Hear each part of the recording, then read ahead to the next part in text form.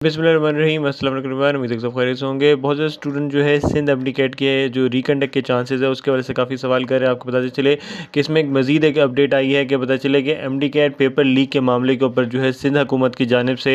अदलिया का जो फ़ैसला था उसके अहकामात पे अमल दरामद शुरू कर दिया गया है, जिसमें जो अदालत ने ये कहा था, सिंध हाई कोर्ट के ऑर्डर में इस बात आई थी कि उन्होंने ये कहा था कि जो गवर्नमेंट है वो प्रॉपर एक टीम बनाए और इसके ऊपर जो कमेटी बनेगी और वो जो प्रॉपर फिर तहकीकात करेगी और उस तहकीकात के बाद ये डिसाइड होगा कि अगर पेपर लीक हुआ है तो उसके बाद फिर ये रिकंडक्ट की बात कंफर्म होगी। ठीक है, तो ये कमेटी जो है बना दी गई है और इसमें आप लोग देख सकते हैं कि 6 मेंबर्स रखे गए हैं। ठीक है, इसमें चेयरपर्सन जो है वो डॉक्टर शीरी मुस्तफ़ा है जो कि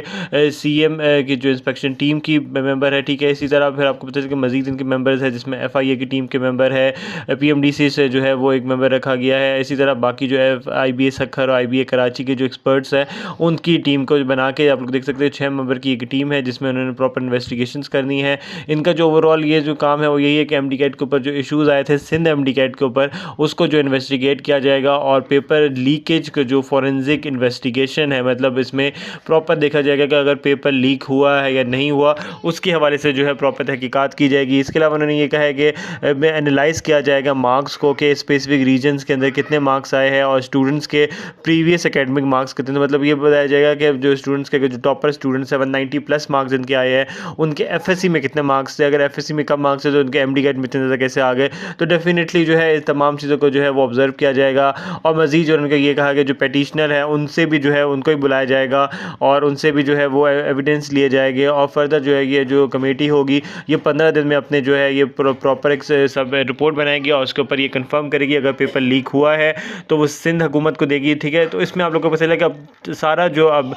जो ओवरऑल आप लोगों को जो फाइनल डिसीजन होगा वो इस कमेटी की जो फाइंडिंग है उस पर डिपेंड करेगा। अगर तो ये कमेटी फाइनल कर देती है कि एमडीकैट पेपर लीक हुआ था सिंध के अंदर तो डेफिनेटली फिर जो गवर्नमेंट जो हुकूमत है वो भी जो है वो ये डिसाइड करेगी और फिर इसके अलावा जो सिंध हाई कोर्ट है वो एमडीकैट रिकंडक्ट के ऑर्डर्स दे देगी सिंध के अंदर। ठीक है, तो ये 15 दिन के अंदर अंदर आप लोगों के फाइनल डिसीजन आ जाएगा जिसमें आपको पता चलेगा ये 9 अक्टूबर को स्टार्ट की गई है जिसमें अब काफ़ी कम टाइम रहेगी, मतलब अगले अब 10 दिन जो है वो बहुत इंपॉर्टेंट हो गए। इसी दौरान जो है वो जैसे ही मैं इस कमेटी को कोई भी जो फाइंडिंग हुई है कि पेपर लीक हुआ है तो इसमें जो है फिर वो पेपर रिकंडक्ट की बात कंफर्म हो जाएगी। ठीक है, इसके अलावा मजीद इन्फॉर्मेशन के लिए आप लोग लाजिम हमारी वेबसाइट पीएलएस बूस्ट की वेबसाइट जाएंगे तो आप लोग एमडीकैट की प्रिपरेशन मटेरियल में भी आप लोगों को हासिल कर सकते हैं। इसी तरह आप लोग जो है results, topper list, aggregate calculator, closing merits वगैरह, एडमिशन लिंक्स वगैरह ये तमाम चीज़ आप लोगों को पीएलएस बूस्ट की वेबसाइट पर मिल जाएगी। इसके अलावा जो स्टूडेंट नेक्स्ट एमडीकैट की प्रिपरेशन कर रहे हैं वो भी जो है मकसद ऐप को ज्वाइन कर ले। मकसद ऐप आप लोगों को पीएलएस बूस्ट भी जो 20,000 का एमसीक्यूज बंडल है वो भी आपको लोगों को फ्री ऑफ कॉस्ट प्रोवाइड करेगा अगर आप प्रोमो कोड पीएलएस लगाएंगे और आपको मजीद डिस्काउंट्स भी मिलेंगे। ठीक है,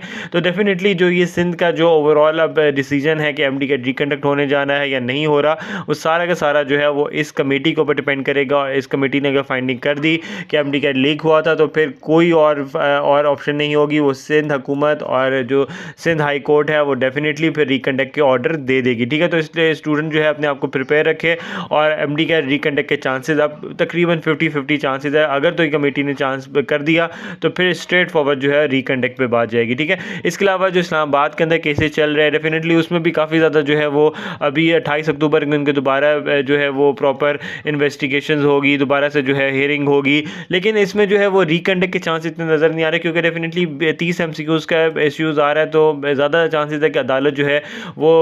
इनको दोबारा से एक एनालिसिस करेगी कि दोबारा से आप लोग इसको एनालाइज करें पेपर को, अगर आउट ऑफ सिलेबस एमसीक्यूज़ है तो उसके मार्क्स दिए जाए या उन एमसीक्यूज़ को रिमूव किया जाए। ठीक है, लेकिन इससे जो है वो रिकंडक्ट के चांसेस इस्लामाबाद के अंदर चांसेस नज़र इतने ज़्यादा नहीं आ रहे, लेकिन इस्लामाबाद के अंदर एक और केस के चांसेस नज़र आ रहे हैं क्योंकि पता चला कि यूएचएस की जानिब से जो इस दफ़ा के एमबीबीएस के जो एडमिशन पॉलिसीज शेयर की गई है उसमें इस्लामाबाद के स्टूडेंट्स की सीट्स को ख़त्म करके सिर्फ 3 सीट्स इस्लामाबाद के स्टूडेंट्स की कर दी है। ठीक है, तो ये डेफिनेटली एक बहुत बड़ा कंसर्न है और इसलिए ये अगर आप लोगों को पॉलिसी चेंज करनी ही थी यूएचएस को तो वो एटलीस्ट 1 साल पहले जो है ये बताता है क्योंकि जो स्टूडेंट 1 साल पहले जो है वो अपनी प्रिपरेशन कर रहे होते हैं उनको पता होता है कि भैया वो 3,000 सीटों के ऊपर कम्पीट कर रहे होंगे इस्लामाबाद के स्टूडेंट। ठीक है, तो बहुत ज़्यादा स्टूडेंट्स होते हैं, ये कई हज़ारों स्टूडेंट्स होते हैं जो कि इस्लामाबाद से जो है वो अपेयर होते हैं पंजाब के यूएचएस के टेस्ट में। तो डेफिनेटली अगर उनको पहले से पता हो कि वो एडमिशन नहीं ले पाएंगे तो उनका कुछ और वो सोच सकते थे, लेकिन जब उन्होंने पूरे साल की प्रिपरेशन कर ली, उन्होंने एमडीकैट का टेस्ट दे दिया, रिजल्ट्स आ गए